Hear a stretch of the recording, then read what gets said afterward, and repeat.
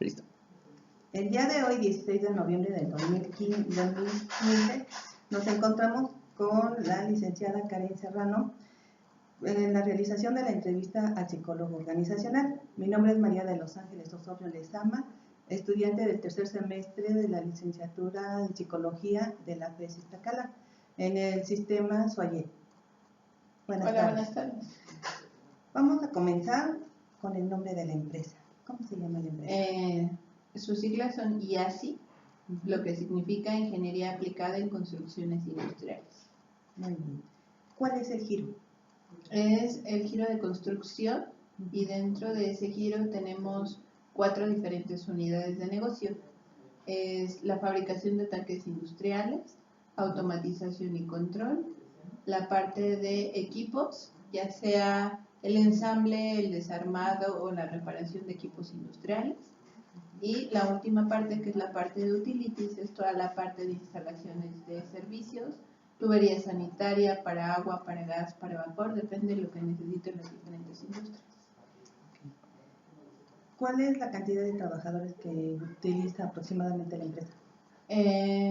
Normalmente manejamos una plantilla de 150 personas, es un promedio, pero en algunos, como ciertos periodos del año, que el trabajo sube, podemos llegar a tener hasta 200, 250. ¿Cuál es el grado académico que usted sustenta? Tengo la licenciatura en Psicología Organizacional, egresada de la Facultad de Psicología de la UNAM. Okay. ¿Y cuál es su puesto en la empresa? Actualmente soy gerente junior del área de capital humano. Muy bien.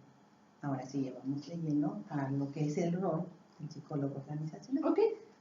¿Cuál es su formación profesional? ¿Especialización, posgrado? Únicamente tengo la licenciatura y a lo largo de estos años de experiencia me he enfocado un poco más en la parte de capacitación. He tratado de tener capacitaciones por fuera, ya en el sector privado o con los mismos jefes que tengo me he capacitado más en esa parte. Okay. ¿Por qué escogió ser psicólogo organizacional? Inicialmente yo tenía la vocación de ser psicólogo clínico, pero ya cuando estaba en la parte de, cuando pasé el tronco común y empecé a conocer las diferentes áreas, sentí como una mayor atracción a la parte laboral. Me gustaba también la parte experimental o la parte de fisiología, pero cuando empezaba a hacer este tipo de prácticas y conocía como el mercado laboral como tal, terminé decidiéndome por la parte de psicología organizacional. ¿Cuánto tiempo lleva en el ejercicio de esta profesión? Aproximadamente 5 años. ¿Cómo se imaginaba la psicología organizacional antes de trabajar en ella? Pues lo que yo imaginaba, lo que actualmente tengo, realmente no dista mucho. Sí me veía haciendo reclutamiento y selección, dando capacitación. Sin embargo, lo que no imaginaba o yo no conocía del mundo laboral como tal era el clima que se maneja dentro de la parte de recursos humanos. Normalmente, recursos humanos es más como una herramienta que tienen las organizaciones en las que puede ser el bueno o puede ser el malo, pero eres el que normalmente siempre da la cara. Entonces eso genera que tu rol dentro de la organización a veces sea muy complicado. ¿Ha cambiado la percepción que usted tenía de la psicología organizacional? No, de hecho creo que a lo largo de la experiencia lo único que he logrado es ampliar la perspectiva que yo tenía. He conocido aspectos que yo no había visualizado, como la parte de desarrollo organizacional, la parte de coaching como tal, que actualmente se me hacen como partes muy importantes dentro de la organización y que vale la pena como irse capacitando y desarrollando. ¿Qué cargo tienes en su organización o en lo que trabajas? Ya me dijiste que eres coach. Soy gerente junior de capital humano. ¿En qué se relaciona o cómo es tu desempeño? Actualmente, por organigrama, arriba de mí hay un director, después sigue una servidora y abajo de mí sigue un coordinador, una administradora y también llevo la parte de servicios generales. Entonces, llega un punto en el que más que ejecutar como tal las competencias o el ejercicio de que yo me ponga a hacer un reclutamiento, es más la supervisión del personal. Hacer la parte de la planeación estratégica y verificar que los objetivos que uno se planteó sean cumplidos. ¿Cómo llegó usted a su empresa y qué cargo ocupó inicialmente? Cuando yo llegué a esa empresa, entré como analista de recursos humanos. Posterior pasé como reclutadora. Después me moví como coordinadora de capacitación IDEO y actualmente pues estoy como gerente junior. Casi a lo largo de 3 años fue como me fui como desenvolviendo dentro de diferentes puestos. Cuénteme usted qué hace aquí en su empresa o en el lugar en el que trabaja. Hago reclutamiento y selección a nivel directivo y gerencial. Hago DEO, toda la parte de la planeación del plan de capacitación anual, el plan de escalonamiento para los trabajadores. Hago la supervisión de la nómina como tal y estoy a cargo de la parte de servicios generales de toda la empresa. Mucho trabajo, ¿no? Sí, pero como tal, como te comento, ya no es que yo lo ejecute directamente, es más la parte de la supervisión y claro, debes de tener una muy buena administración para no perder ninguno de tus objetivos de la misma. ¿Cuáles son los aspectos que usted resalta de ser psicólogo organizacional aquí en su empresa? Creo que para la parte de recursos humanos es muy importante la parte de la administración, pero el ser un psicólogo organizacional te hace no perder la parte humana. Finalmente, los trabajadores son seres humanos y como tal, tienen pensamientos, tienen conductas, entonces esto te ayuda como a predecir el cómo van a actuar, el cómo contener una situación de conflicto que pueda haber en la empresa. Entonces, toda la parte de las relaciones laborales humanas creo que son muy importantes y creo que un contador o un administrador no lo pudieran manejar de la misma manera. Sin demeritar, claro, lo que ellos hacen, pero la parte humana es fundamental en una empresa. ¿Cuáles han sido las limitantes que usted ha encontrado para ejercer su profesión como psicólogo organizacional en su empresa? Se va a oír un poco extraño, pero el ser mujer. No porque la empresa lo limite, pero de los 150 trabajadores que tenemos, actualmente solo somos 9 mujeres. El resto todos son hombres, entonces eso hace que el carácter que tengas pues debe ser un poco más fuerte para poderte poner a la par como tal y sí la edad. Generalmente la plantilla de directivos y gerentes que hay, todos son de 30 para arriba, entonces de esta plantilla actualmente una servidora es como la gerente más joven. ¿Cómo se ve en un futuro en su empresa? Pues la verdad es que sí tengo planes de mantenerme allí. Es una empresa que ha sabido motivarme laboralmente, en la que he ido aprendiendo, me han ido desarrollando. Económicamente, pues el crecimiento con la parte económica ha ido a la par. Entonces, actualmente he hecho una muy buena mancuerna con el director general. Entonces, creo que el tener el respaldo de los directivos siempre va a ayudar para que la parte o las propuestas que yo tenga como psicóloga organizacional puedan tener un alto impacto dentro de la organización. Muy bien. ¿Qué conocimientos complementarios cree que requiere actualmente? La parte del inglés, si bien en la universidad te enseñan un porcentaje que cumplas con un porcentaje de inglés tanto a nivel oral, verbal y escrito. Realmente ya, si quieres tener, por ejemplo, una conversación o una entrevista en inglés, se requiere de un nivel mucho más alto. Y la parte de nómina. Nómina es algo que pues normalmente, o por lo menos en mi plan de carrera, no me enseñaron como tal. Y actualmente hay mucha paquetería contable que realiza esos servicios. Entonces es muy complicado que las empresas separen la parte de la nómina de los recursos humanos. Normalmente va junto. Entonces esa sí ha sido como una limitante que ahorita estoy tratando de cubrir con algunas capacitaciones externas. Okay. Ahora vamos a hablar sobre el sistema de administración de recursos humanos. ¿Cuáles son las funciones del área de recursos humanos? Actualmente en la empresa es reclutamiento y selección, capacitación IDO, servicios generales, la parte de nómina. Y nosotros, por el tipo de negocio que nosotros tenemos, tenemos proyectos en diferentes estados o inclusive en algunos otros países. Entonces, toda la parte de la logística para que se puedan desarrollar esos proyectos como tal en otras localidades también la llevamos a cabo nosotros, como recursos humanos. Ver en qué condiciones va a estar el personal, que se sientan cómodos, que se sientan motivados, que el estar lejos de su familia más de 2-3 meses no impacte en el desempeño que ellos pueden tener. Muy bien.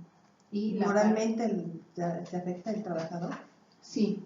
Cuando está separado de la familia. No es lo mismo que todo el día estés fuera de casa y llegar y ver a tu familia que estar 3-4 meses fuera. Y además de estar en una localidad donde es muy complicada la comunicación por teléfono, por internet. Entonces nosotros implementamos algunos sistemas de comunicación o de convivencia para los trabajadores para que ellos no se vean afectados, ¿no? Entonces, si por ejemplo ellos van a estar un mes fuera o pon tú 2 meses fuera, una vez al mes se le permite que el trabajador regrese a su hogar para ver a su familia. Okay. Que si ellos van a estar en otro estado, pues que lleguen a un lugar cómodo, a un lugar limpio, porque si además los metes a todos en un espacio en condiciones de hacinamiento, pues no los veo. La verdad es que es muy, muy desgastante para ellos. Muy bien. ¿Por qué se habla del área de recursos humanos como proceso compuesto de varios subsistemas? Porque recursos humanos involucra muchos aspectos, involucra la parte de la comunicación, lleva una parte sumamente administrativa que no puedes deslindar de recursos humanos, toda la parte de contratación, la parte de nómina, pero está como, normalmente se divide a recursos humanos en diferentes partes, que es la parte de atracción, la parte de desarrollo y la parte de retención. Ya lo trajiste, ya trajiste al trabajador, pero ahora ¿cómo le haces para desarrollarlo y a su vez retenerlo y no perder a ese empleado que tú trajiste? Porque si no, lo único que va a pasar es que vas a aumentar tu índice de rotación de personal. Entonces, si tú lo ves a la larga, si sacáramos un costo de lo que cuesta traer o atraer a un talento a tu organización, es un proceso realmente muy costoso. Entonces, si además de eso lo vas a perder al mes o a los 2 meses, no va a ser un proceso redituable. Por tanto, no solo lo debes de atraer, también lo debes de retener y lo debes de desarrollar. Muy bien. ¿Qué le indica a recursos humanos el diagnóstico de las causas de rotación de personal? En general, lo que yo he percibido puede ser la parte económica, el no tener sueldos competitivos,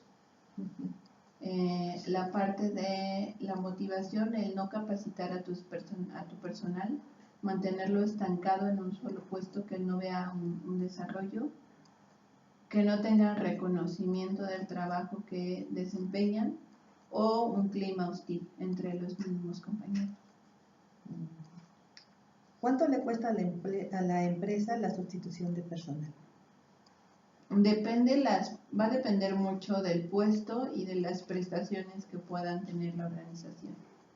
Cuando tú reclutas a una persona, pues va a ser el costo de tu reclutador como tal, el costo de tus fuentes de reclutamiento, depende de las fuentes que tú vas a utilizar. Cuando tú le das un ingreso, todos los insumos que le debes de dar a tu personal, equipo de seguridad, uniforme, credenciales, si tienes prestaciones sociales y lo debes de dar de alta, toda la parte de la carga social, eso, la suma de todo eso es lo que te va a costar el atraer realmente a un talento, no únicamente tu fuente, porque también ya cuando entra, cuando lo capacitas, todo lo que le debes de dar, una inducción, a la larga también se vuelven costos. ¿Qué tan importante es la entrevista para reclutar al personal? Yo creo que es el 90% de que atraigas a un buen talento a tu organización va a depender de precisamente una muy buena entrevista. Más que hacer una entrevista inicial, yo sugiero una entrevista por competencias o depende de algún puesto si se puede hacer un assessment center. Eso va a aumentar el número de comentarios, de objetivos que tú puedes ver dentro de la persona y a su vez pues va a reducir el nivel de riesgo que puedes tener para atraer a una persona que a la larga no te va a funcionar. Lo puedes complementar de la parte de la psicometría, la parte de la evaluación, el solicitar referencias laborales, el hacer un estudio socioeconómico, pero el 90% de tu proceso va a estar enfocado en la parte de hacer una muy buena entrevista. Muy bien. ¿Qué información preliminar debe tener un reclutador antes de empezar a buscar candidatos para determinados puestos? Es importante que sepas el perfil que vas a cubrir y la descripción de puestos que va a tener. ¿Cuál es el objetivo de esa persona dentro de la organización? ¿Cuáles son las funciones que va a cubrir? Las responsabilidades que va a tener, si va a tener o no personal a su cargo. Y como tal el perfil, si necesitas, si bien no puedes discriminar a un hombre o a una mujer, ¿qué sería mucho mejor para la empresa? El rango de edad, si tiene disponibilidad para viajar o no a la empresa. Eso es lo básico que tú debes de saber, conocer el perfil y la descripción de puestos, para que cuando tú tengas a tu candidato enfrente sepas qué es lo que estás buscando y conforme a eso tú orientes tu entrevista. Que sea el idóneo. Exactamente. ¿Qué acciones puede tomar un gerente de línea para solicitar que el Departamento de Recursos Humanos indique a su equipo de nuevos candidatos para un puesto? No entendí muy bien tu pregunta. O sea, ¿qué acciones puede tomar el gerente de línea para solicitar que el Departamento de Recursos Humanos indique a su equipo de nuevos candidatos para un puesto? Hablamos como de un reclutamiento interno. Sí. Lo ideal es que todas las empresas hagan la parte de reclutamiento interno. Eso que va a implicar que si tú tienes una nueva vacante, tú la puedas hacer pública al resto de tus trabajadores y lo puedas incluir dentro del proceso de selección. Para ello, pues lo tendrás que incluir como un candidato más, evaluándolo exactamente de la misma manera y ver si tiene las competencias y las aptitudes para subir al siguiente nivel. Era lo que nos decías en la otra entrevista que nos hiciste favor de dar, de que tienes que tener conocimiento primero del jefe, ¿no? Exacto. De ahí... Sí, si alguien, si yo publico una vacante de manera interna y hay algún candidato que está interesado dentro de los mismos trabajadores, lo principal va a ser informar al jefe inmediato y conocer su punto de vista, porque normalmente el jefe inmediato es el que conoce más a fondo y más a detalle el trabajo que ese empleado está realizando, lo conoce tiempo completo y como tal el punto de vista que te puede dar ese jefe es muy importante para que tú lo puedas considerar en un reclutamiento interno. En su opinión, ¿a partir de qué dimensiones necesita una empresa tener un departamento de reclutamiento independiente de un departamento de selección en el área de recursos humanos? Yo creo que es muy complicado dividir el reclutamiento y la selección. Aunque tú contrataras a un outsourcing, finalmente cuando un outsourcing te entrega una terna de candidatos, ellos ya hicieron una preselección. Y cuando ya llegan a ti como empresa, tú haces una segunda selección. Entonces, realmente nunca van separados. ¿Cuáles son los tipos de reclutamiento que se realizan dentro de las organizaciones?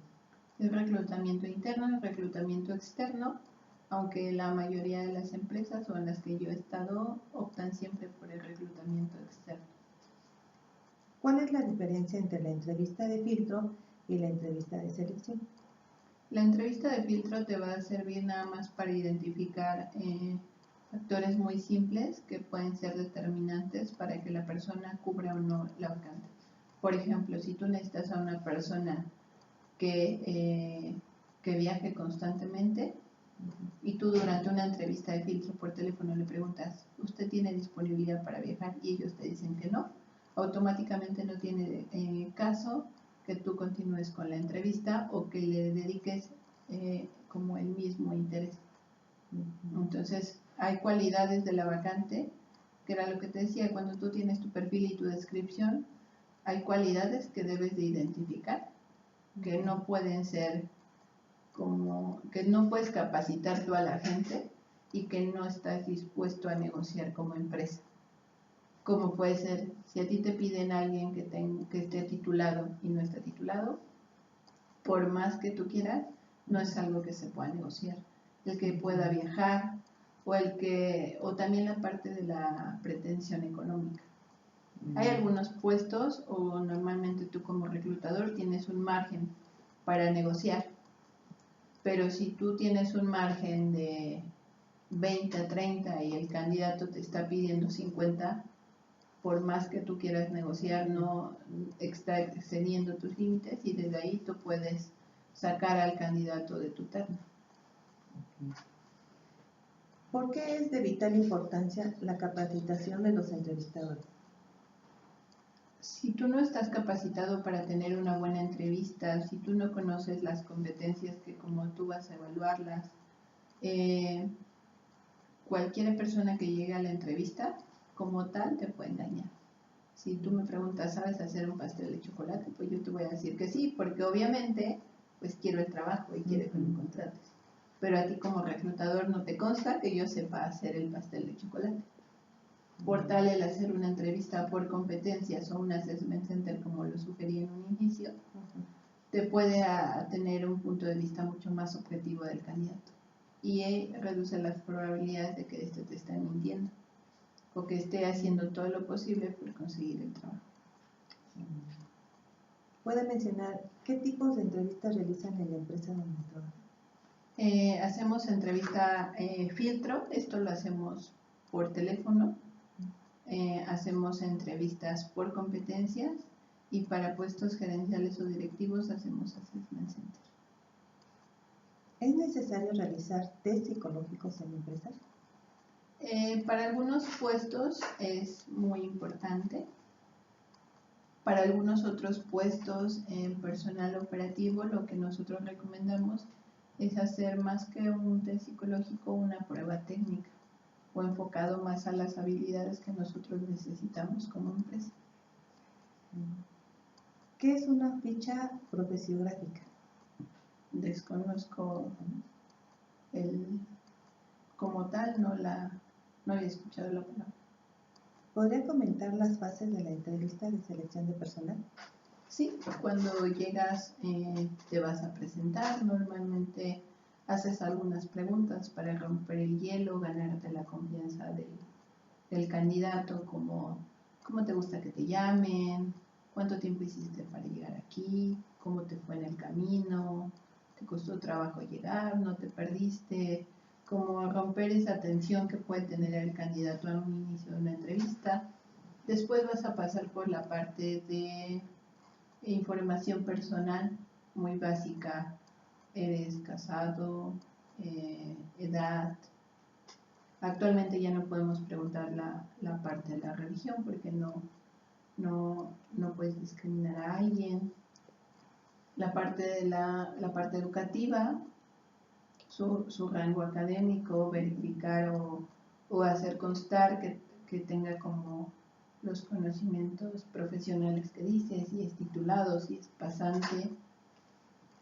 Y posterior pues ya te vas como más a la parte de la experiencia laboral, el tiempo que ha durado en sus últimas empresas, la rotación que ha mantenido, los rangos de salario que ha tenido. Es muy importante contemplar el por qué ha salido de sus últimos empleos, cuáles han sido los motivos. Y ya por último, pues es muy importante verificar si puede viajar, si puede cambiar de residencia, si tiene alguna deuda como tal, algún crédito en Infonavit, porque finalmente cuando pasas a la parte administrativa del proceso, si tú no obtienes toda esa información, sí se te puede volver como en un conflicto a la larga, entonces es muy importante.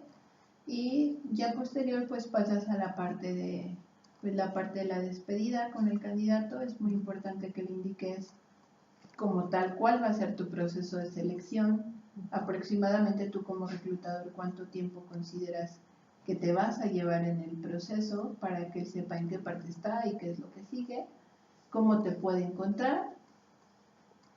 Y pues normalmente lo que yo recomiendo, siempre hago es, si al final del día o al final de tu proceso el candidato no fue tu candidato seleccionado, sea o no, pues por cortesía avisarle al candidato, ¿no?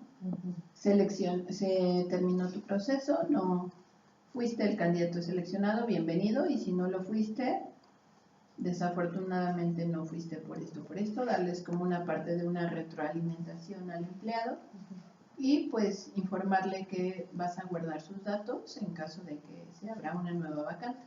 Él te dirá si te autoriza o no a conservar pues sus datos como tal. Okay. ¿Cómo se evalúan los resultados de la selección del personal? Tienes que hacer una integración, la integración de tu entrevista, de tu reporte como tal, integrar la parte del estudio socioeconómico si lo haces, integrar la parte de la psicometría y las pruebas que tú hayas aplicado en tu batería como tal. Y siempre es importante que el consenso para seleccionar al candidato normalmente sea entre dos, entre la persona de recursos humanos y la persona que va a ser el jefe como tal.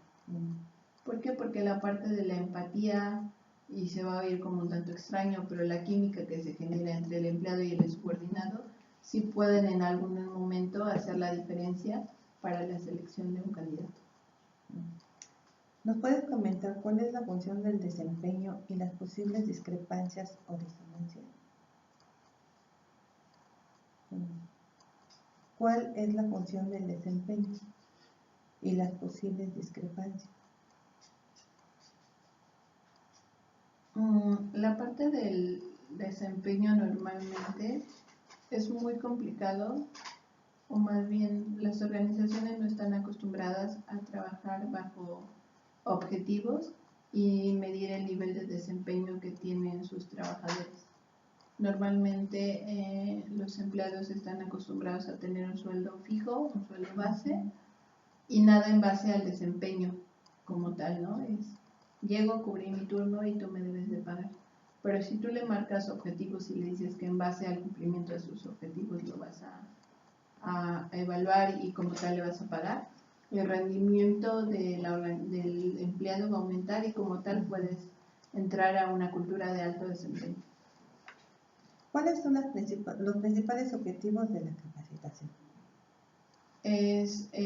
Normalmente cuando tú capacitas a un empleado es para cubrir como un gap o un déficit de ciertas habilidades o competencias que puede tener la persona.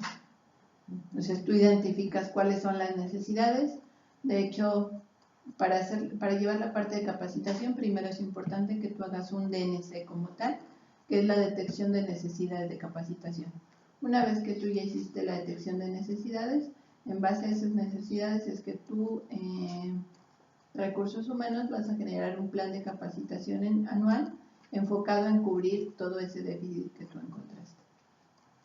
¿Cuáles son los principales puntos de la planeación de la capacitación?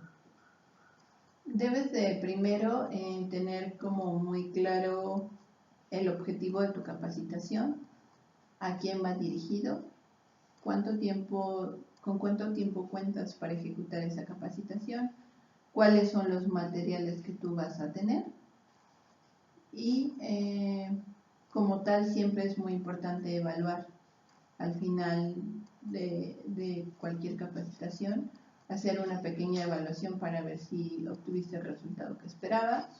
Y cuando identificas el público al que va dirigido, es muy importante que estés como preparado con ciertas preguntas que tú crees que te pueden hacer para que nunca te saquen como de desbalance y pierdas el control de tu grupo.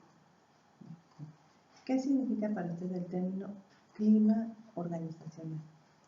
El clima organizacional es el ambiente, son las emociones que en general viven los empleados día a día. La comunicación que hay entre jefe subordinado, la comunicación que hay entre compañeros y el cómo se ve afectado por malas o buenas decisiones que puede tener el empleado, ¿no? Puedes tener muy buenos jefes, pero si económicamente no les estás pagando bien a tus empleados y están desmotivados, no se comunican entre ellos, están apáticos y eso genera un clima hostil. Por lo contrario, si tú los vas a motivar, si tú los escuchas, si tú los apoyas, cuando tú les pides su apoyo, ellos van a estar ahí y se ve la comunicación que hay entre los empleados. Pues, para finalizar, le agradezco su disposición, las facilidades que nos has proporcionado y tu tiempo. Claro, para cuando gusten estamos. Para que a futuro, si tenemos otra realización o otro contacto para otra entrevista. Sin problema. Muchas gracias. Gracias.